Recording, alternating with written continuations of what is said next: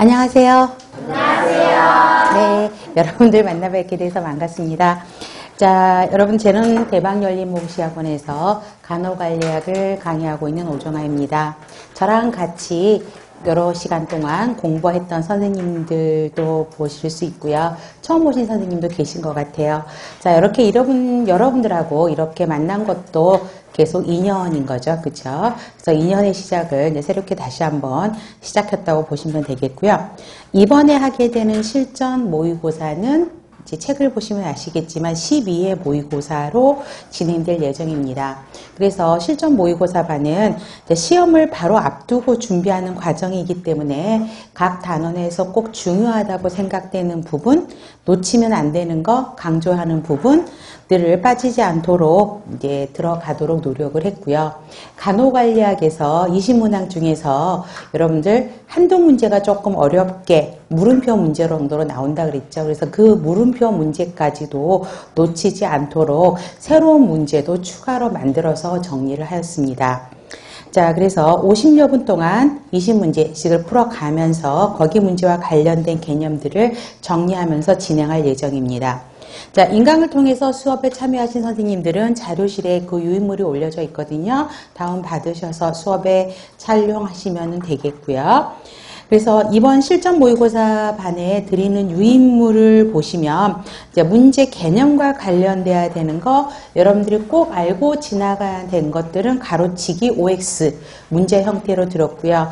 그다음에 처음 보는 문장이라든가 새롭게 출간되는 출판사에서 이런 내용은 좀 여러분들이 참고사항으로 더 알고 계셨으면 좋겠구나 라고 하는 것들은 따로 유인물로 정리해서 드렸습니다. 그래서 그 단답형이라든가 OX 문제는 대부분 이제 지금 시간은 맞도록 하셔야 되겠죠. 그래서 지금 여러분들이 이제 이번 강의에 들으시는 선생님, 그 다음에 인강에 참여하신 선생님들은 아마도 시험 준비가 거의 95% 이상은 준비가 되어 있을 거라고 생각을 해요. 그래서 지금부터는 어때요? 시간 관리를 굉장히 잘 하셔야 되겠죠. 왜 그러냐면 날짜는 다가오죠. 마음은 바빠지고 날은 조금씩 더워지죠.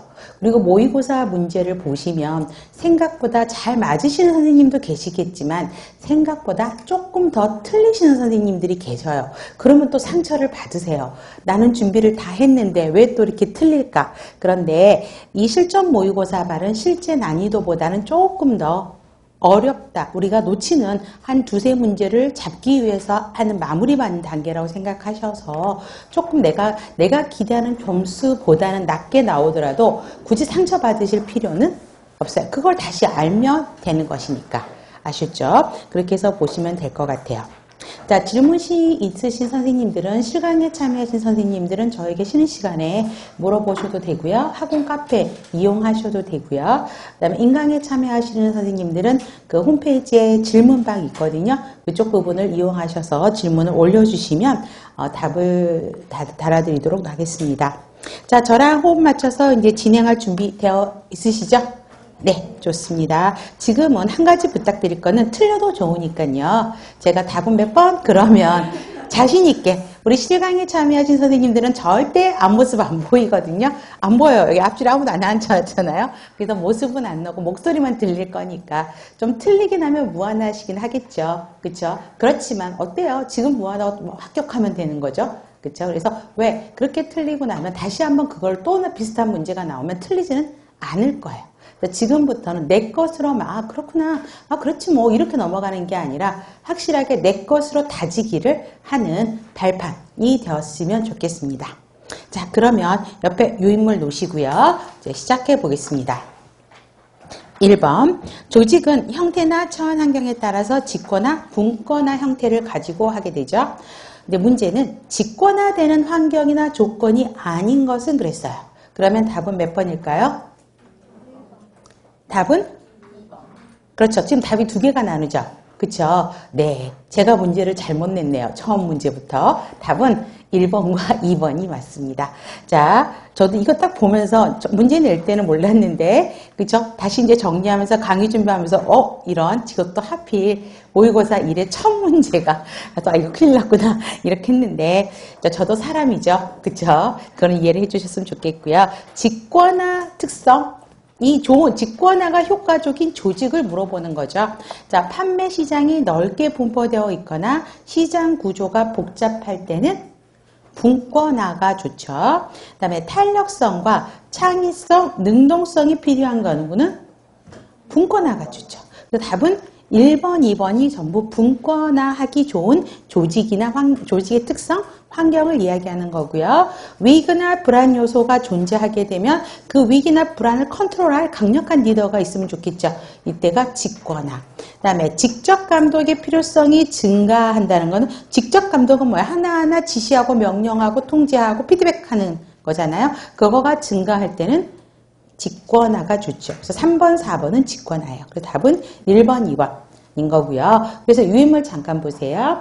직권화되는 환경이나 조건을 다시 한번 정리해 드렸어요. 여러분들이 생각보다 직권화, 분권화 문제가 나오면 의외로 많이 틀리시거든요. 그래서 다시 한번 정리했어요. 큰 대규모 조직보다는 소규모 조직이 직권화가 좋아요. 그런데 베버가 관료제를 이야기할 때는 근대 사회로 넘어오는 대규모 조직이 효과적이다라고 했죠. 그 차이점 구별하셔야 되고요. 그 다음에 역사가 짧은 신설 조직, 위기 및 불안 요소가 존재하는 것, 그 다음에 특정인의 강력한 리더십, 그 다음에 획일적이고 일상적인 업무 조직, 통일성, 일관성을 유지할 경우에는 직권화, 하위자가 능력이 부족해요. 상위 관리자가 하위자한테 믿고 일을 맡겨야 되는데 그 하위자가 능력이 부족해서 믿고 그 다음에 신뢰가 안 가. 그럴 때는 직권화해야 되는 게 맞죠. 그 다음에 직접 감동의 필요성 증가, 그 다음에 정보가 골고루 분산되고 공유되어야 되는데 집중되는 상황이 벌어지면 직권화되는 조직이고요. 외부 기관이 강력한 영향을 미칠 때는 직권화 조직이 좋죠. 그 다음에 직권화와 분권화의 장단점들을 우리가 기본서에도 제가 이걸 드리긴 했지만 또 다른 책에 이렇게 표로 정리되어 있는 게 있어요. 그래서 저는 제가 수업 시간에 항상 이야기하지만 이런 표들을 굉장히 제가 좋아하는 스타일이거든요. 그래서 기본서하고 다른 내용, 좀 새로운 내용들은 이렇게 표들로 다시 한번 정리가 되어 있을 겁니다. 자, 직권화 장점, 통일성. 그 다음에 신속한 전달이죠. 일방적인 하향적 의사소통 체계만 가지고 일어나기 때문에 신속하게 명령이 전달될 수 있고요. 높은 통합적인 조정이 가능하고요. 업무에 대해서 일사불란한 대처, 강력한 리더십을 가진 사람이 명령을 내리게 되면 아랫사람들은 하향적 의사소통에 대해서 일사불란하게 움직이게 되죠. 그 다음에 최고 관리자 리더십을 발휘하기가 굉장히 쉽죠. 왜요? 이쪽으로 의사결정권이 몰려 있어서 그렇죠. 단점은 권위주의적 획일화가 일어나게 되고요. 그 다음에 탄력성이 부족하면 어떤 일이 벌어지죠? 외부 환경에 변화하는 외부 환경에 빠르게 대처하지 못한다는 단점을 지니게 되고요. 그 다음에 어때요? 대장의 말만 믿고 가면 일이 진행이 되죠. 그렇기 때문에 아래 구성원들이 스스로 동기부여가 되지 못하고 스스로 하고자 하는 게 없다 그랬었죠. 그래서 창의성, 혁신성이 떨어지고요. 하향적 의사소통만 일어나기 때문에 하향적 의사소통의 부작용이 발생하게 되죠. 그래서 의사소통에 문제가 유발되고 자발적 혁신의 어려움, 자율성이 떨어지는 단점을 가지게 됩니다. 상대적으로 분권화는 의사결정의 신속성이요. 그러면 분권화는 아래 구성원들에게 의사결정하는 권력을 나눠주기 때문에 환경이 바뀌게 되면 바로 윗사람에 보고하지 않고도 아랫사람이 할 수 있는 의사결정권을 가지고 빠르게 대처할 수 있기 때문에 의사결정의 신속성, 원활한 의사전달, 업무의 효율성이 높아지고요. 많은 정보가 투입이 되는데 어때요? 거기서 여러 사람들한테 나눠놓고 하다 보니까 정확한 선택을 할 수 있게 되고요. 그 다음에 업무의 전문화. 그럼 이건 뭐였죠? 직무의 전문성이죠. 프로페셔널리즘을 이야기하죠. 를 가능하게 하고요. 그래서 업무의 전문화가 가능하다가 실제 기출의 답과장으로도 나왔었죠. 그 다음에 전문가들에 의해서 정보 해석이 정확하게 되고요. Y 이론 간의 이론관에 맞춰서 신뢰가 만들어지고요. 또 아랫사람을 강하게 훈련시키는 훈련 효과를 초래하는 장점을 지니게 됩니다. 단점은 업무 조정하기가 쉽지가 않다 그랬었죠. 그래서 통제가 안 돼. 너무나 분권을 하다 보면 중앙에서 통제하기가 힘들어져요. 그래서 종합적으로 보지 못하는 단점, 통일 협동의 부족, 전체 이익 도모가 어렵고요. 업무의 중복, 비용 낭비가 철회되고 그다음에 하위계층의 권력, 의사결정 권력을 나눠줬기 때문에 하위계층의 권력화가 일어날 가능성이 있다는 것입니다. 그래서 여러분들이 기본서에 있는 거랑 공통적인 것도 있지만 한두 문장은 좀 낯선 문장들이 좀 있을 거예요. 그래서 저도 이제 문제를 만들면서 여러 출판사 책을 보는데 이거 드리면 참 좋겠다라고 생각을 해서 드렸어요. 이게 2018년 버전 새 책이에요. 지금 여러분한테 드렸던 내용들은 보시면 됩니다. 자, 그러면 가로치기 한번 해볼까요? 가로치기는 이제 분권화, 직권화를 요구하는 문제입니다. 이건 다 맞는다 생각하셔야 돼요. 자, 우리 첫 번째. 조직이 처한 환경이 변화가 급격하고 동태적이면 분권화. 기능별로 많이 나누어질수록 너무 나눠 놓으면 조정이 안 되죠. 그러니까 누군가 직권하던 세력이 나타난다고 그랬었죠. 직권화. 직무 성질이 일상적이고 규칙적일수록 직권화. 그래서 두 번째 때는 직권화죠. 일의 전문성을 필요로 할 때는 일의 전문성이 아까 분권화의 장점 세 번째 업무의 효율성을 이야기하는 거거든요. 그래서 분권화. 규모가 커지고 업무 시행 장소가 지역적으로 분산될수록 분권화. 신속한 반응, 창의성, 능동성을 필요로 하는 곳은 분권화. 소규모 조직일수록 하위 조직의 전문성이 낮은 조직일수록 직권화.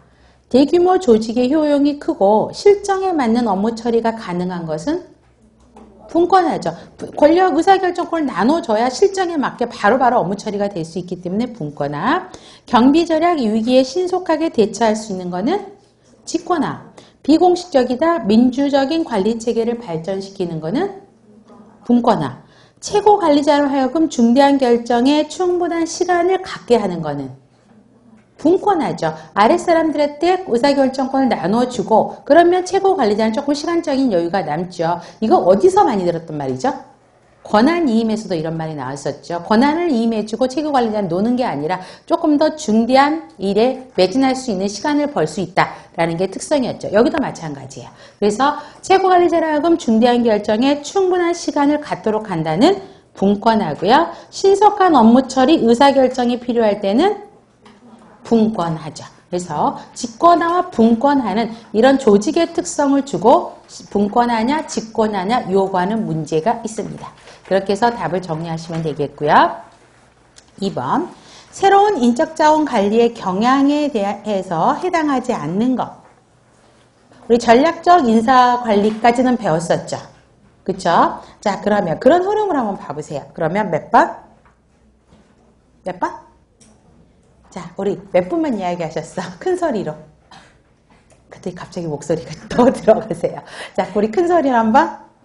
2번. 네, 좋습니다. 2번 맞으면 기분 좋고요. 틀리면 좀 멋쩍긴 하지만 어때요, 지금은? 지금은 그래도 수정 가능성은 얼마든지 있잖아요. 그쵸? 자꾸 들어가지 마세요. 당당하게 틀려도 좋으니까. 네, 좋습니다. 그래도 맞았잖아요. 2번. 그죠? 자, 조직 전략에 근거하여 단순하고 지속적인 쌍방향, 일방적인 게 아니라 쌍방향 합의 방식의 핵심 따라서 결정하고 있고요. 평가 대상도 개인과 집단을 구분하는 게 아니에요, 이제는. 개인의 목표와 집단의 목표가 일치하도록 하는 것이죠. 그렇기 때문에 개인과 집단을 통합하여서 하는 것이고요. 업무의 장기적인 성과, 단기적인 성과의 균형과 조화에 역점을 두고 있고요. 장단기 성과에 역점을 두고 있고 다면 평가로 바뀌었죠. 상급자 평가, 동료 평가, 하급자 평가, 자가 평가. 우리 이거 기본 수업 시간에 배웠잖아요. 이게 정의가 뭐고 장단점이 뭔지 배웠을 거예요. 그런 평가들을 통해 다면 평가를 시행한다라는 것이 최근의 인적자원 관리죠.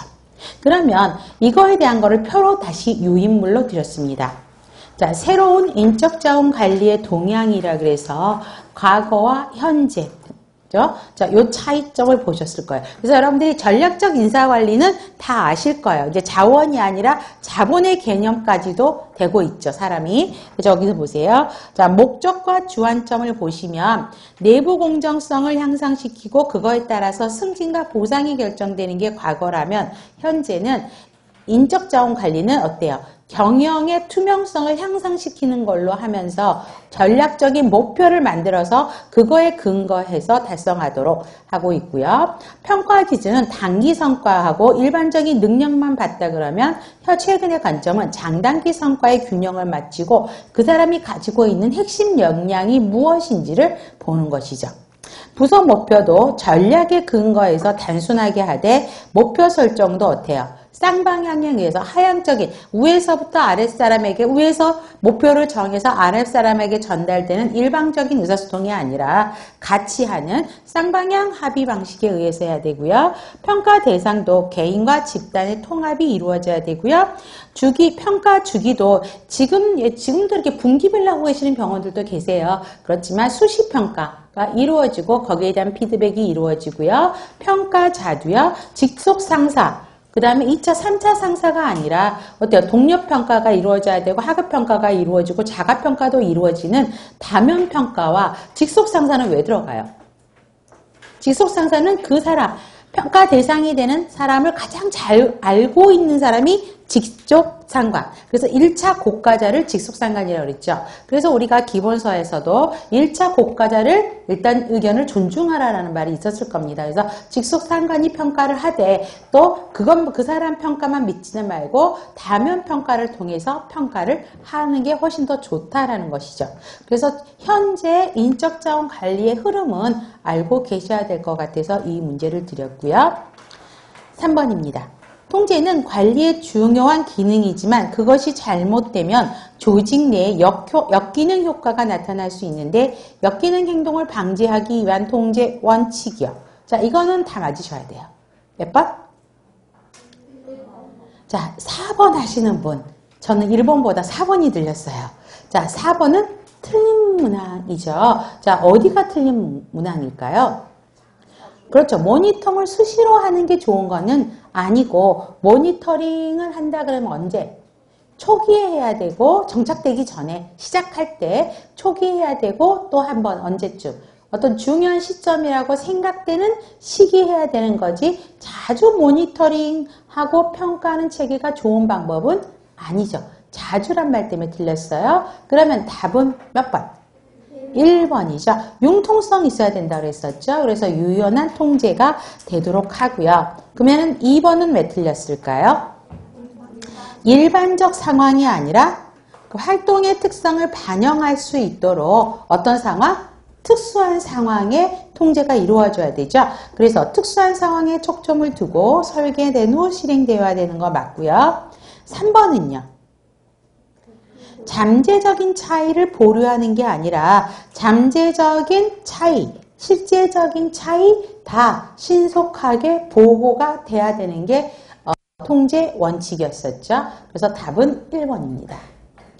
자, 그 다음에 뭐 조직 문화에 맞아야 된다, 뭐 교정 활동이 가능해야 된다, 토링 통제는 미래 지향적이어야 된다라는 거는 다 아실 겁니다. 그 다음에 4번입니다. 환자 안전 관련 용어에 대한 정의로 옳은 것. 2번이죠. 적신호 사건이죠. 사망이나 심각한 신체적, 심리적인 손상, 위험을 초래하는 예기치 못한 사고 발생으로 즉각적인 조치가 요구되는 상황은 적신호 사건이죠. 그러면 1번은요. 환자 기저질환에 기인하지 않는 의료 서비스로 인해 일어나는 모든 형태의 상해나 손상. 위해 사건이죠. 그 다음에 오류가 있었음에도 의료사고로 이어지지 않는 경우로 결과에 영향을 미치지는 않았지만 이게 만약에 재발할 경우에는 환자에게 손상이 일어날 수도 있었던 상황. 근적 오류죠. 환자에게 위해를 입혔거나 입히지 않는 결과를 포함하여 의료 제공 과정에서 계획된 활동을 의도한 대로 성취하지 못했거나 목표 달성을 위한 계획을 잘못 수립한 경우는 의료 오류죠. 그렇죠? 그래서 정의들은 얼마든지 바뀔 수 있어요. 적신호 사건은 오히려 쉬워요. 적신호 사건 근접보는 오히려 쉬운데, 자, 이런 데서 조금 틀릴 수 있죠. 그래서 4번은 의료 오류입니다. 자, 그러면 유인물 볼게요.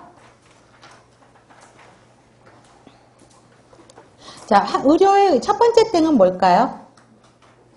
의료에 의해서 발생한, 그쵸? 손상, 예방 가능한 손상이 없는 것. 정의죠, 이거는. 어떤 오류 뭐 이런 거가 아니라 환자 안전에 대한 저그죠.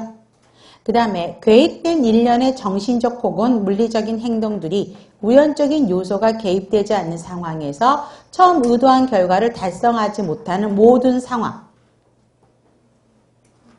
오류에 대한 정의. 그러니까 여러분 오류 다 아시잖아요. 근데 갑자기 이렇게 기본서에 없는 또 다른 책이 있는 거를 막 내놓으면 막 낯선 문장이 되는 거예요. 그렇죠? 오류. 그다음에 세 번째 땡은 뭐예요? 다시 이거 나왔죠? 자, 환자에게 손상이 있었던 상황으로 이건 닭가장에 있었던 그대로예요. 위기일반이라는 용어로 대체로 사용하기도 하는 거는 근접 오류죠.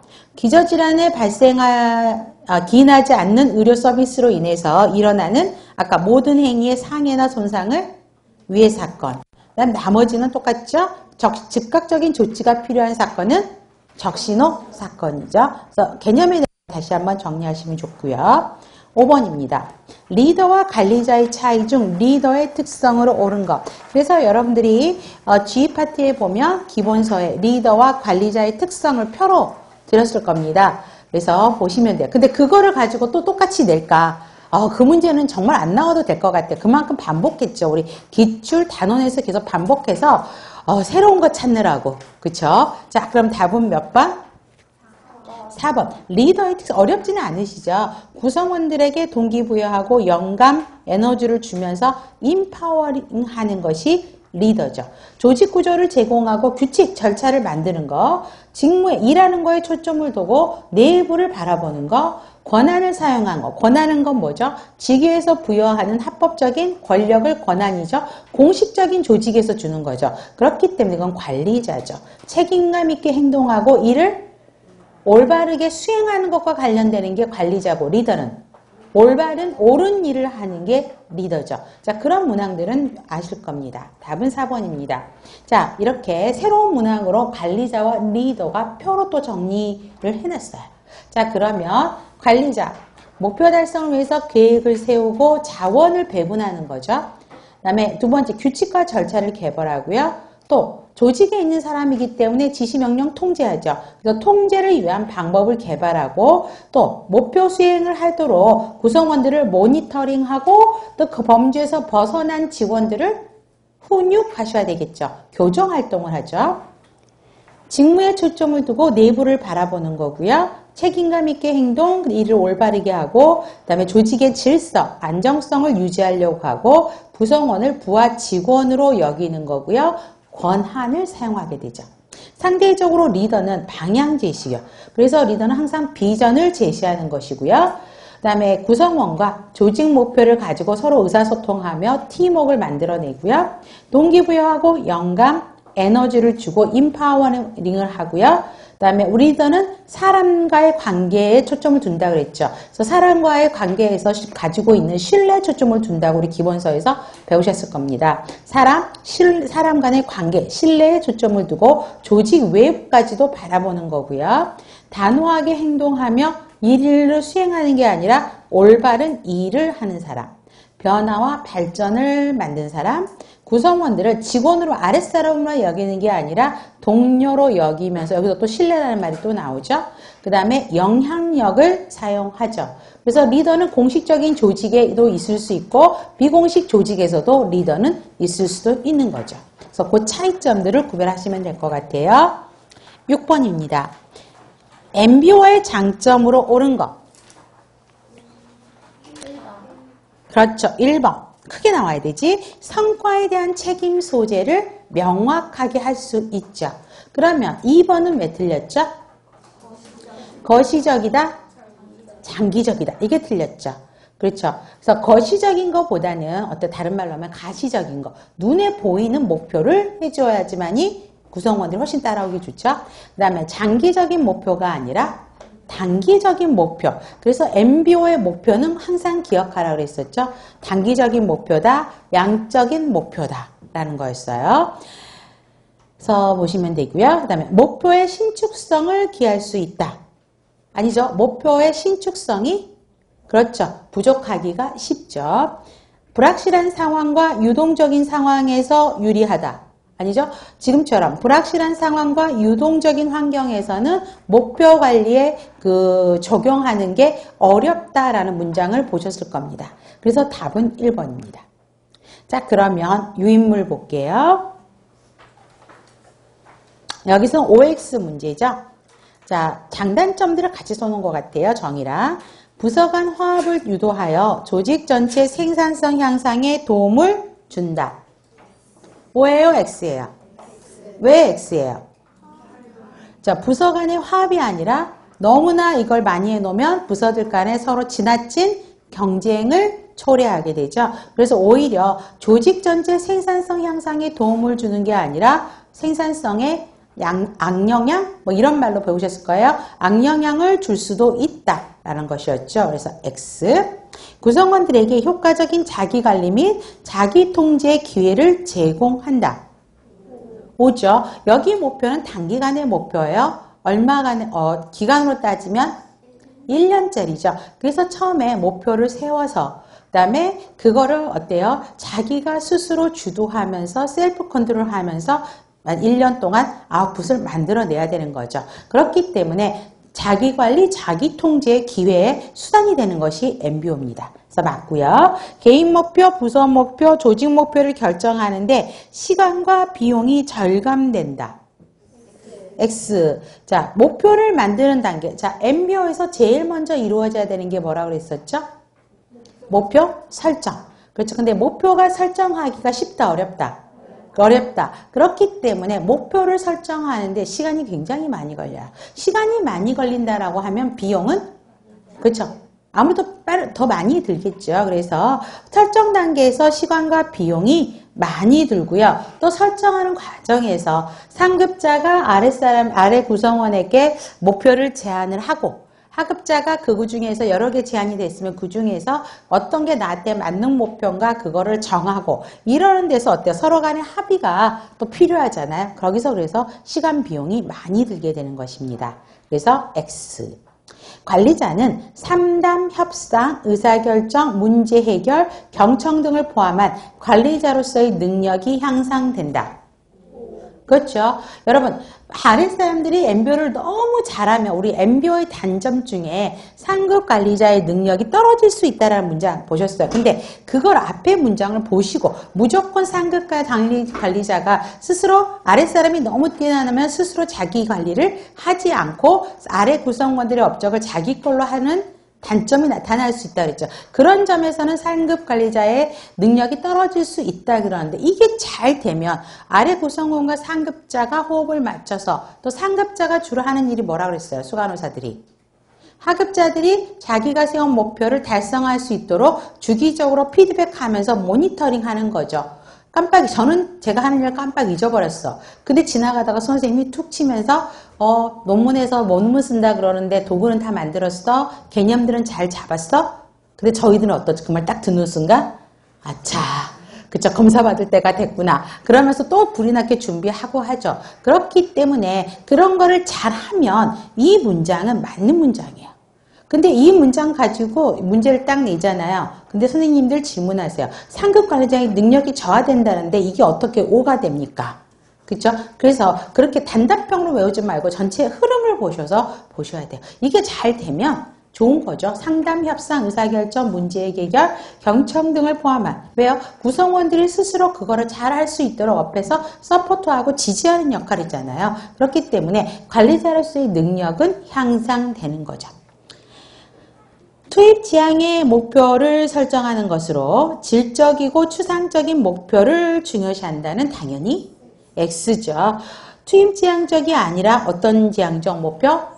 결과 지향적 목표죠. 얼마나 열심히 내가 목표 달성을 하기 위해서 노력했느냐 과정을 보는 게 아니에요. 투입을 보는 게 아니에요. 그 MBO에 만든 목표를 달성했느냐 달성하지 않았느냐 그게 중요한 거예요.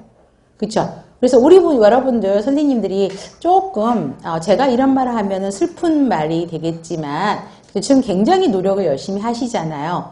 부모님들한테 당당할 수 있는 게 뭐예요? 붙어야 돼요. 필기시험은. 그쵸?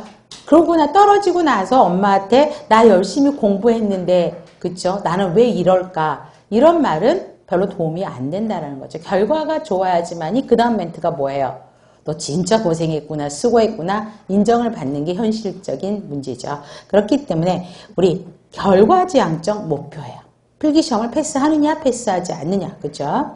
그 다음에 질적이고 추상적인 목표가 아니라 양적이고 추상적인 게 아니라 구체적인 어떤 목표?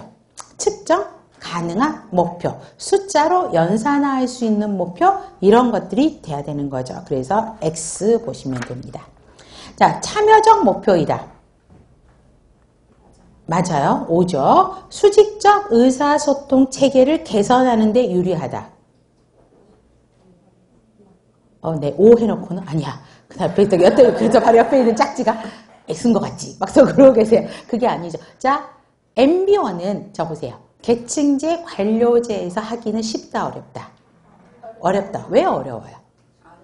구성원들을 믿고 신뢰하는 분위기에서만 이루어질 수 있죠. 그렇기 때문에 수직적 의사소통을 체계, 이건 뭐예요? 계층제 관료제를 이야기하는 거예요. 그거를 개선하는데 유리한 거는 뭐예요? 구성원들이 그 목표를 설정하는데 계층제 관료제는 상급자가 그냥 정해주는 거잖아요. 근데 MBO는 부하들이 참여해서 아래 구성원들이 참여해서 목표를 만들기 때문에 그거를 개선하는데 유리한 거죠.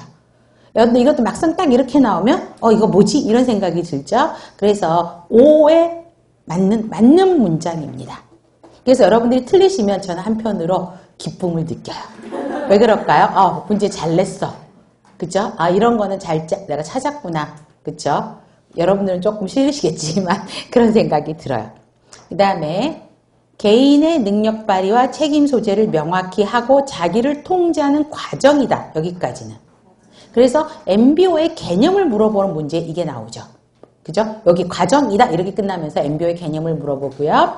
불확실하고 변동이 심한 상황에서 명확한 목표 설정이 가능하다. 아니죠. 아까 그 닭가장에 나왔던 거죠. 어려워요. 그래서 뒷문장 때문에 어렸어요. 자기를 통제하는 과정이다까지는 맞는 문장. 목표의 관리 활용 시 미리 뚜렷한 목표와 수단, 방법을 결정해서 계획적으로 업무를 수행함으로써 조직의 성과가 향상될 수 있다. 5죠. 맞는 문장입니다. 자, 7번입니다. 어떤 사람이 이거는 이제 부름의 기대 이론을 설명한 건데요. 정의를 물어보는 것입니다. 자신의 노력한 만큼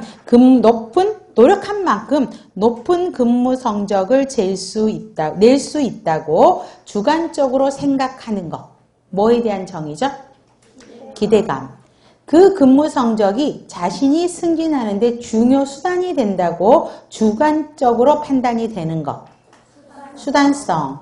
승진이 매력적인 것으로 주관적으로 간주될 때 동기부여가 될 가능성이 높다고 본다. 유인가죠. 결국은 부름의 세 가지 변수, 기대감, 그다음에 수단성, 유인가에 대한 정의를 이렇게 정리해 놨었죠. 답은 몇 번이죠? 4번. 근데 갑자기 오지선다가 돼버렸어요. 그죠? 죄송합니다. 답은 4번이죠. 근데 문제는 어떻게든지 풀 수 있죠.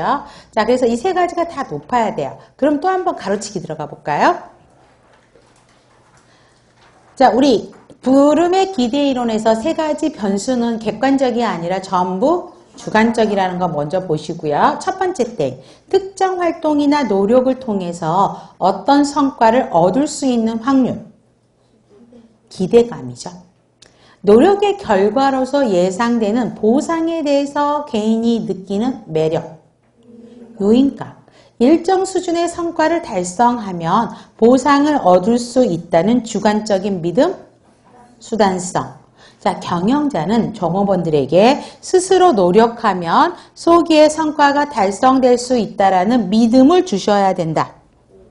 그렇죠. 5죠. 기대감, 유의성, 수단성이 모두 높으면 동기부여는 매우 높아지지만 이들 중 어느 하나라도 0이면 동기부여는 일어나지 않는다. 5. 그러면 이 중 하나라도 음의 값을 가지면 마이너스 값을 가질 수도 있다. 5. 마이너스 곱하기 마이너스에서 플러스가 되는 건 절대 아닙니다. 5고요. 관리자가 직원들을 동기 유발하려면 성과 보상 간의 연관성을 분명히 하고요. 실제로 바람직한 행동에 대해서 보상을 해주어야 한다. 5. 경영자와 종업원 간의 성과 보상에 대한 지각 차이는 존재하여야 된다. 아니죠. 지각 차이가 존재하지 않아야 되죠. X. 기대감, 유의성, 수단성은 객관적인 믿음 또는 객관적인 확률이다. X. 주관적인 거죠. 네, 이거는 다 맞으셔야 돼요. 이제는 기본으로. 이런 문제는 다 맞아야 돼요. 자, 8번. 조직 구성원에 대한 조직의 임금 체계와 관련된 내용으로 옳은 것. 이것도 기본으로 다 맞아야 돼요. 몇 번? 4번. 1번은 뭐죠? 직무가 가지고 있는 핵심 단어가 뭐였죠? 책임감, 난이도를 따져서 상대적으로 비교 분석하는 것이 뭐죠? 직무급. 그럼 2번은 뭐예요? 근속연수, 학력, 연령 등을 기준으로 임금 수준을 결정하는 것? 연공급. 간호사 해당 조직에 존재하는 실무들의 상대적인 가치를 평가해서 수준을 결정하는 것. 직무급이죠. 그렇죠? 지금 이 3번의 답가지 문항은 책의 기본서에 없었던 거예요. 그랬더니 3번 해가지고 이거 뭐죠? 그랬더니 잠깐 한참 조금 시간적인 타임을 두시고 그다음에 직무급 나왔거든요. 직무급 상대적으로 비교평가한 거죠. 직무 2를 비교한 거니까 직무급. 그다음에 4번은 성과급에 대한 정의죠. 업무 성과와 조직에 대한 공헌도, 업적 등을 평가하여 그 결과를 근거로 개인별 임금 수준을 결정하는 임금체계 성과급이죠. 9번입니다. 일방적 의사소통과 쌍방적 의사소통에 대한 내용으로 옳은 것. 이거는 제가 수업 시간에도 잘 안 다뤘어요. 이거는 제가 실전 모의고사 때 애용하는 문제예요. 자, 그러면 3번. 네, 좋습니다. 1번. 자, 정보 전달 시 혼란이 야기될 수 있는 거는 쌍방적이죠. 막 서로 이야기하다 보면 이게 이게 조정이 안 될 때는 나중에 혼란이 올 수밖에 없어요. 그래서 쌍방적인 거고요. 정보 전달이 더 정확하고 혼란 방지가 가능한 거는 일방적인 거고요. 일방적 의사소통이 판단과 확신이 부족하죠. 일방적으로 주어지기 때문에 내가 판단을 할 때는 이게 맞나? 뭐 그런 생각이 들 수도 있다라는 거죠. 3번이 맞고요. 시간이 더 많이 드는 거는 정보 전달하는데 쌍방적인 거죠. 그래서 답은 3번입니다. 자, 그거를 요인물로 드렸어요. 자, 일방적 의사소통이 무엇인지, 쌍방적 의사소통이 무엇인지는 여러분들이 아실 겁니다. 자, 일방적은 정보 전달 지시죠. 그래서 의사소통을 하는 사람이 수신자의 의도를 전혀 고려하지 않고 일방적으로 막 정보 전달하는 게 일방적 의사소통이죠. 그래서 공문 배부, 게시판 공고, 텔레비전이나 라디오를 통해서 정보 전달, PC나 인터넷을 통해서 정보 전달하는 의사소통. 쌍방적은 서로 의견이 교환되는 것이죠. 그래서 쌍방적 의사소통은 세 번째 때 자신의 판단과 확신이 크게 나타날 수 있죠. 서로 의사소통을 하는 과정에서도 내 생각이나 이런 것들이 더 확신이 더 쓸 수 있다라는 거죠. 그 다음에 자, 표로 보세요. 시간이 더 많이 드는 거는 쌍방적 의사소통이죠. 정확한 거는 일방적 의사소통이에요. 그 다음에 판단과 확신은 쌍방적 의사소통을 하면서 내 생각이 잘못됐구나. 내 생각이 더 정확하구나. 이런 걸 알 수 있고요. 의사소통이 용이한 거는 쌍방적 의사소통이죠. 혼란이 일어나는 거는 쌍방적 의사소통이에요. 그래서 이렇게 구별하셔서 혹시라도 이 문제가 나오면 당황하지 말고 하시면 돼요. 그 다음에 10번입니다. 조직 변화 과정이죠. 레빈이 말한 단계를, 세 가지 단계를 물어보는 것입니다.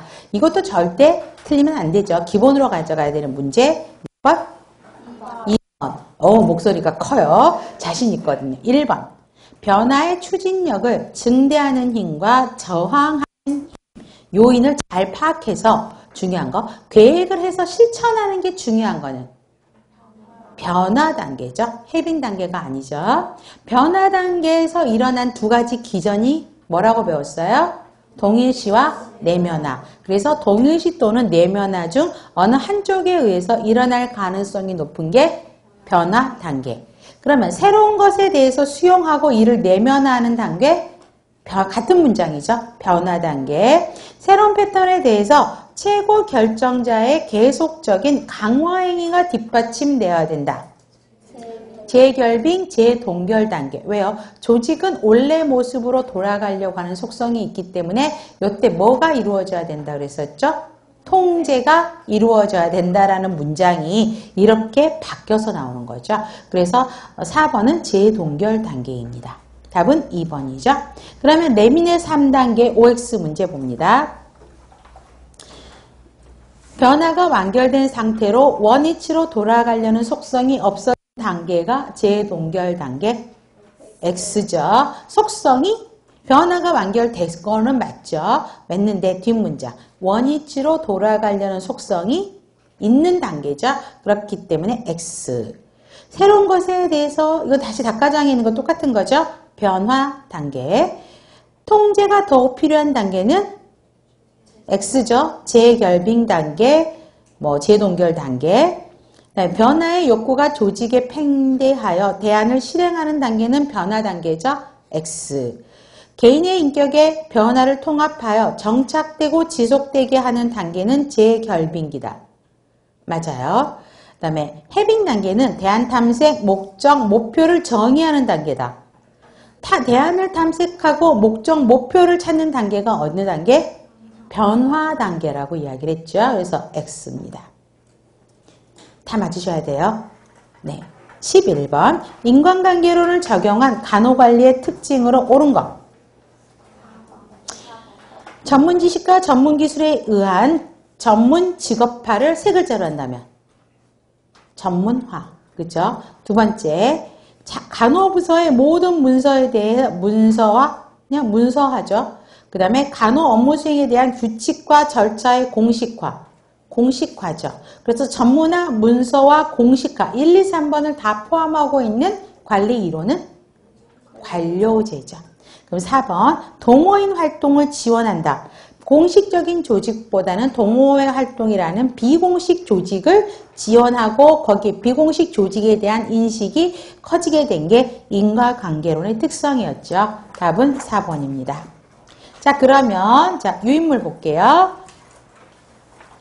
첫 번째 가로는 뭐죠? 어떤 환경에 중점을 둔 거죠? 물리적 환경이 아니라 사회적 환경이요. 인간에 대한 관점을 뭘로 봤어요? 사회인. 인간 감정을 중요시하는 어떤 논리? 감정의 논리. 그 다음에 세 번째 어떤 조직을 어떤 집단을 중시했죠? 비공식 조직. 대규모 집단이 아니라 소규모, 그러니까 소집단, 비공식 소집단. 네 번째도 마찬가지 어떤 인간? 사회적 인간을 강조했죠. 그다음 민주적 리더십이 필요함을 인식하여서 어떤 이론적 인간과 Y 이론적 인간과 공식 조직에 대한 관심의 증대로 인간 없는 조직이라는 비판을 받았다. X. 그럼 이거 옳게 고쳐보세요.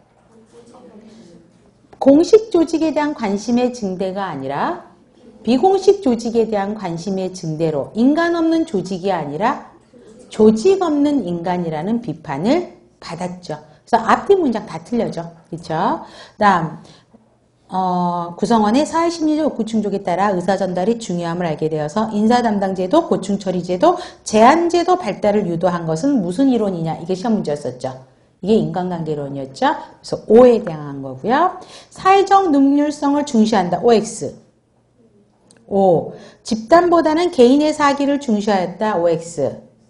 X. 뒷문장 때문에 틀렸죠.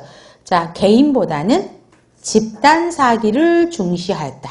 뒷문장이 X. 사회적 능률성을 중시했다는 건 맞죠. 그 다음 인간의 사회적, 심리적, 비합리적인 요인을 중시하였다. O. 그죠? 그 다음에 비공식 조직에 대한 관심의 확대와 행태 관론의 기초를 만들었다. 5죠. 자, 그래서 여러분들 땡땡땡땡이가 있는데 아마 대답이 나오는 건 분위기를 봐서 한두 개는 틀리신 분들이 계시는 것 같아요.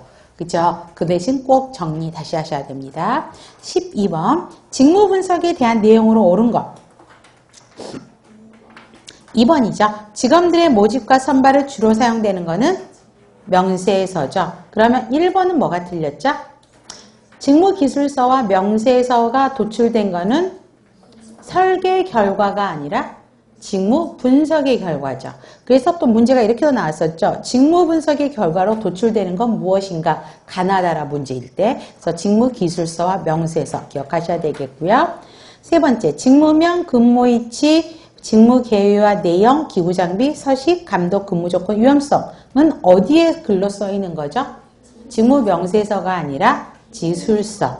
4번은 성격, 경험, 지식, 체력, 교육 수준 등 개인적인 특성과 요건을 명시한 것은 기술서가 아니라 명세서죠. 자, 그러면 유인물. 자, 직무의 개요, 내용, 특성, 근무 조건은 명세서에 기술한다. 아니죠? 자, 이거 O예요, X예요?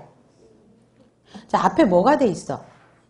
직무의 개요, 이런 말이죠. 내용. 그쵸? 직무에 대한 거는 직무 기술서에 들어가는 거죠.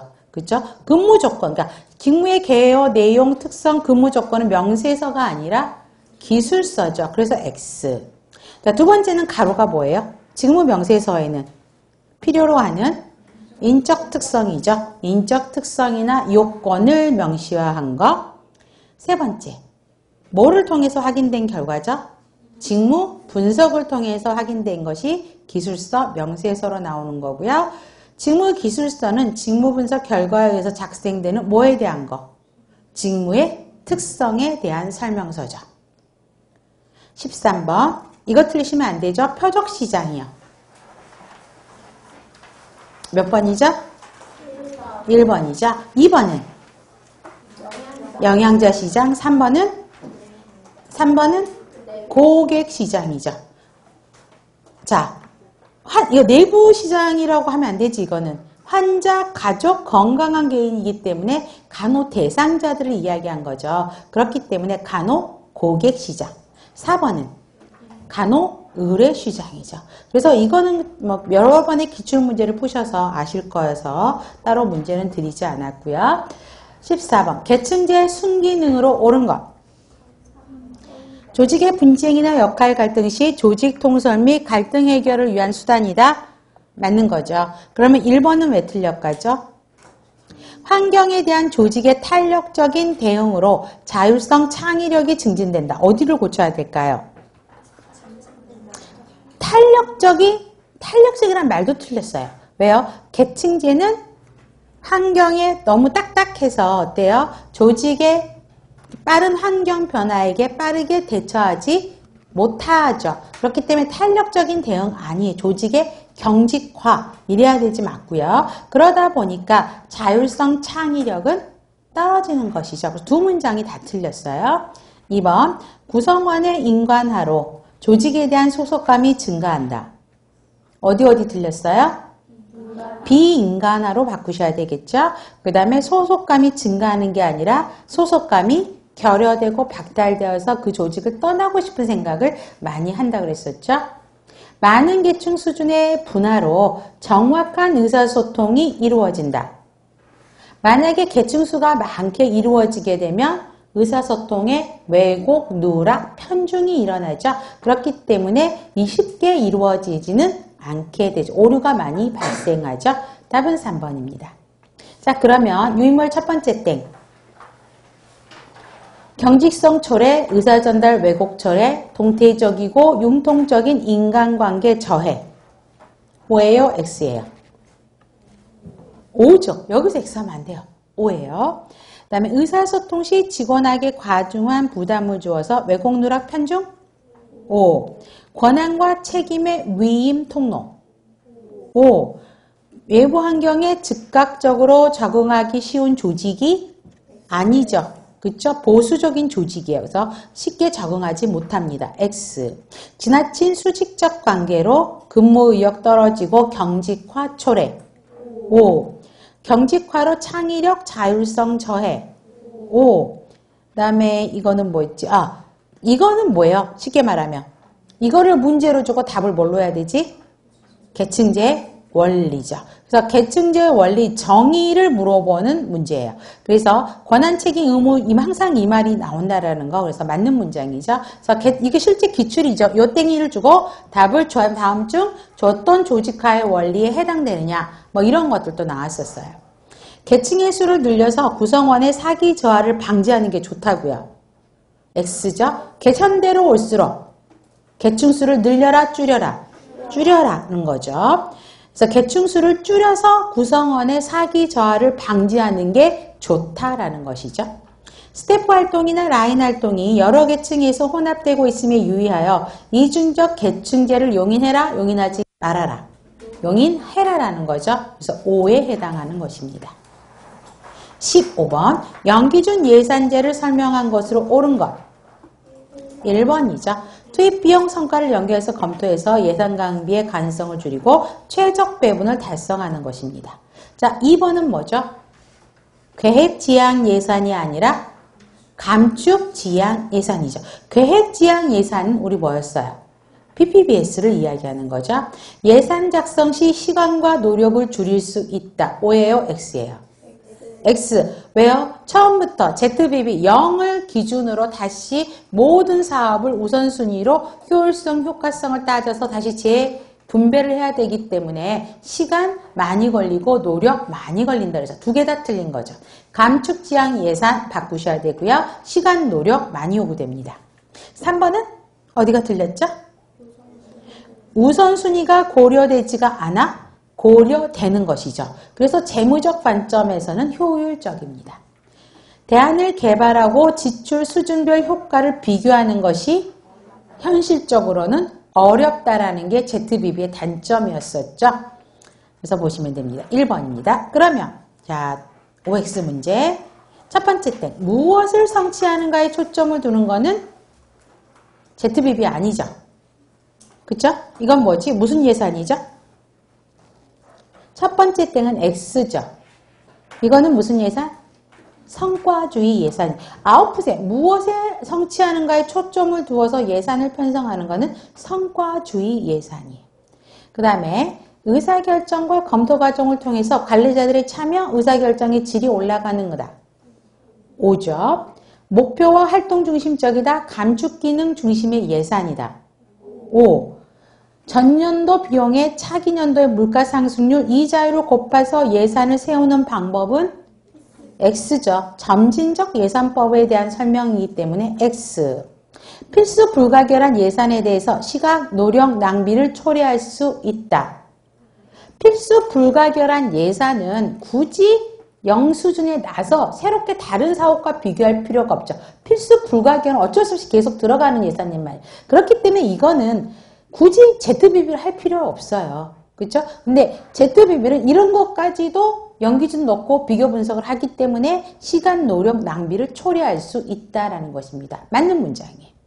그 다음에 과거 지출의 적절성을 새로운 시각에서 분석하고 사정하기 때문에 복잡하고 시간이 많이 든다. 오! 그 다음 땡은 시험에서도 실제 나왔었죠. 이러한 예산 방법을 뭐라고 하느냐?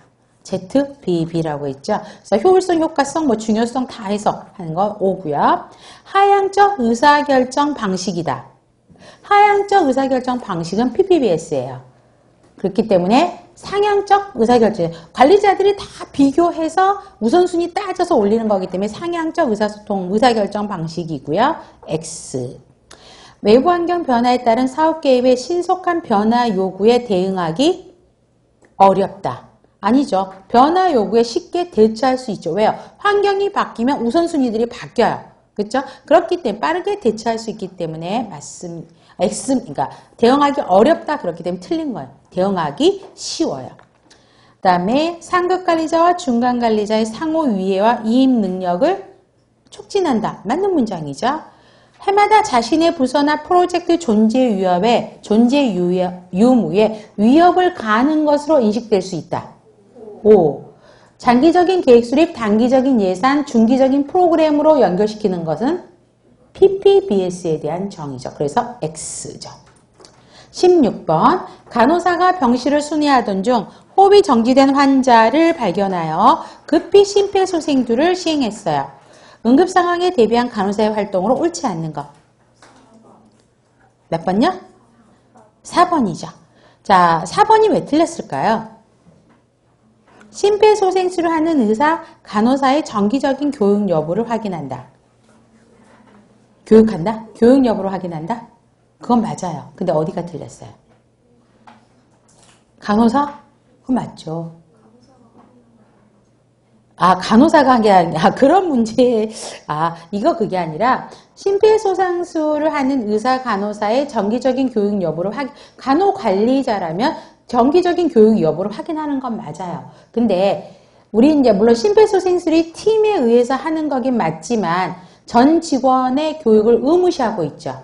심폐소생술에 대한 거. 그런데, 간호단위에서 의사 교육까지는 확인하지는 않아요.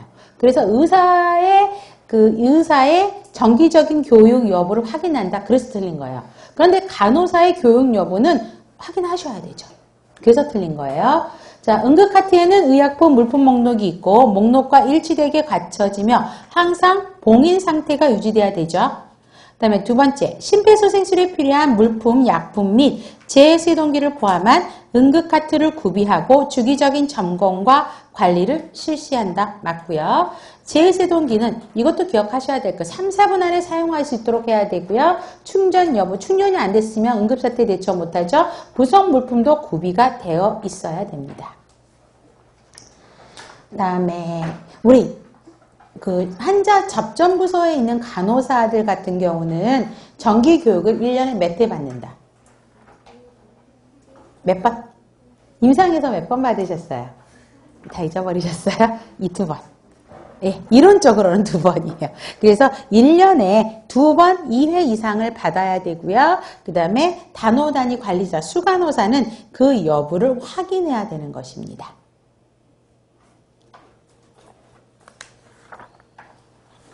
네, 그러면은 잠깐 쉬었다가 진행을 하도록 하겠습니다.